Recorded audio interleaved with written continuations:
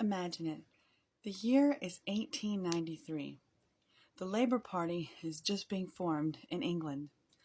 The Franco-Russian alliance is signed. Ivory Coast becomes a French colony. Japan adopts the Gregorian calendar. Gandhi in South Africa is thrown from a bus and prompts his first act of civil disobedience.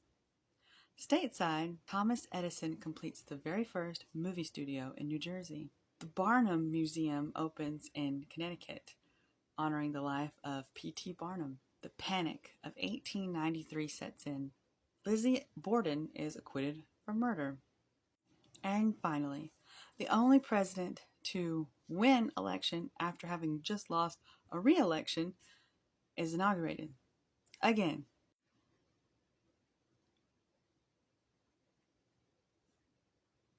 One of the first things Grover Cleveland does after being re-inaugurated is withdraw the petition to annex Hawaii.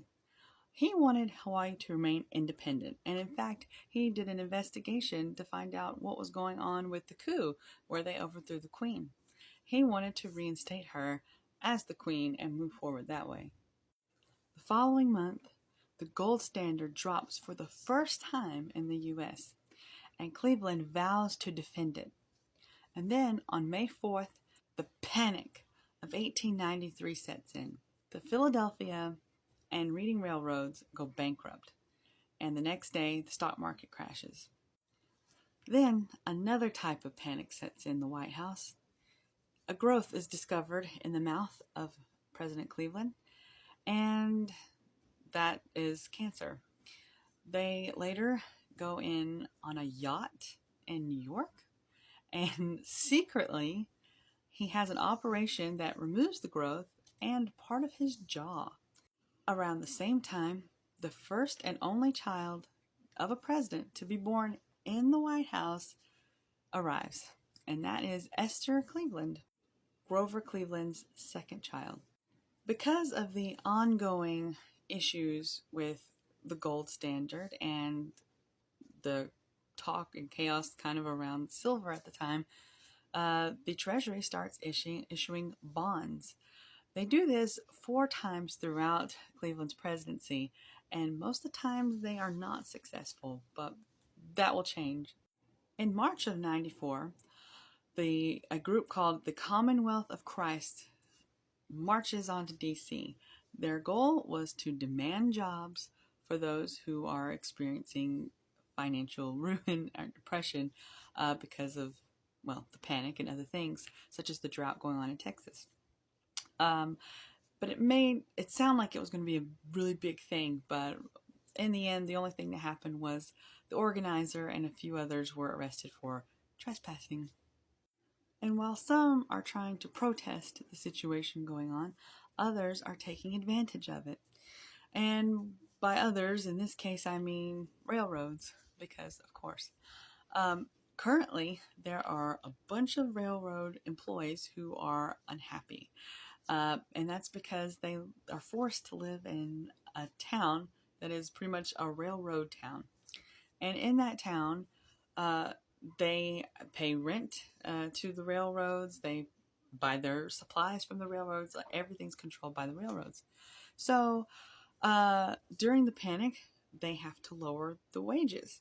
What they didn't lower were the prices of things in the town that they run. So the rent stayed the same and everything else stayed the same. So people were making less money, and they couldn't pay for the things that they could barely pay for before. So they went on strike. This was called the Pullman strike. So these railway workers just stopped working, a strike. But this isn't like a normal low-key strike.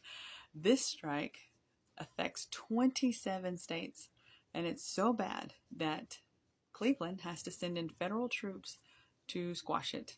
The organizers and a few others were arrested.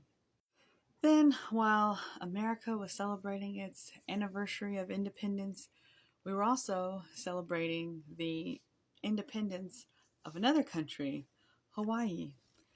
So we had them make their own constitution. Now they are the Republic of Hawaii, but it's kind of funny that in their constitution there's a provision to be annexed by the United States. In August, the Wilson-Gorman bill is passed, and so this law is the first that creates an income tax. It has 2% of your income if you make more than $4,000 a year, which today would be closer to $150,000 a year. And Cleveland was so bothered by it, he didn't really know what to do with it. So he wouldn't sign it into law, and he also wouldn't veto it. It's also controversial because, aside from having the first income tax, it also has a great reduction of the tariffs. Some of the tariffs are completely eliminated. And while that sounds great for some, let's just say small businesses are not too happy about it. Especially any company that uses coal, iron, lumber, or wool. Those are the ones that are completely eliminated. Before the end of 94, there's an issue going on between Britain and Venezuela. So of course the US gets involved, but in order to avoid a conflict with the US, the UK just decides to go into arbitration. And just ahead of Valentine's Day in 95, the gold standard is back to standard thanks to JP Morgan. Then right after Valentine's Day, Cuba revolts against Spain, who is kind of occupying the island. But the United States kind of sides with the rebels because we trade with them more than the Spanish do. But to avoid conflict, Cleveland takes a policy of neutrality.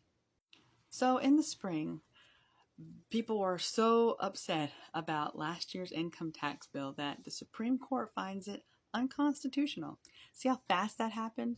In last summer, there was income tax. By spring, it was over. Shortly after that, Cleveland's third child is born, but not in the White House, this time at their vacation home. 1896 started off with Utah becoming an official state. And then in 1897, right before Cleveland left office for the last time, he vetoed a bill that would make it illegal for any illiterate person to immigrate to the United States. So tune in next time for another presidential administration that will be cut short.